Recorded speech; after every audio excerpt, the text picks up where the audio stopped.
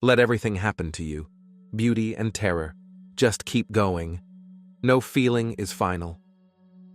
Rainer Maria Rilke's poetry invites us to embrace the fleeting moments, both joyous and sorrowful, and find peace in the constant flux of existence.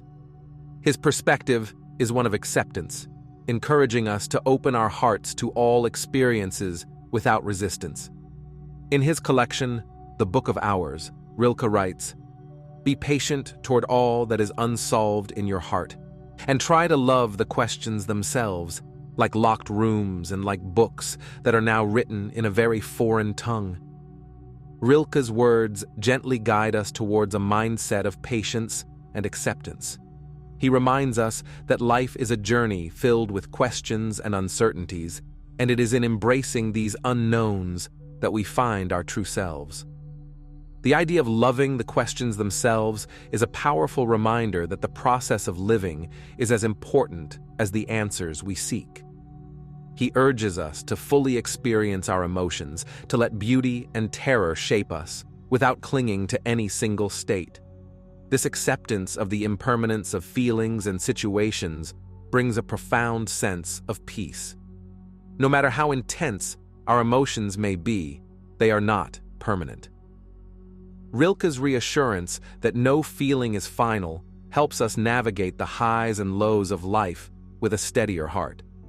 In Rilke's Letters to a Young Poet, he writes to a young, aspiring poet, offering guidance that extends beyond the craft of poetry and into the very fabric of life. Do not now seek the answers, which cannot be given you because you would not be able to live them. And the point is, to live everything. Live the questions now. Perhaps you will then gradually, without noticing it, live along some distant day into the answer. These lines remind us that answers to life's profound questions cannot always be sought directly. Instead, they unfold through our experiences, through living fully in the present moment. Rilke encourages us to immerse ourselves in life, to live the questions and trust that in time the answers will reveal themselves. Rilke invites us to confront our fears with compassion and courage. Perhaps all the dragons in our lives are princesses who are only waiting to see us act. Just once, with beauty and courage. Perhaps everything that frightens us is, in its deepest essence, something helpless that wants our love. This quote beautifully encapsulates Rilke's belief in the transformative power of love and courage. The dragons that symbolize our fears and challenges are not monstrous beings to be defeated, but rather parts of our lives that seek our understanding and compassion. By facing our fears with beauty and courage, we can transform them into opportunities for growth and connection.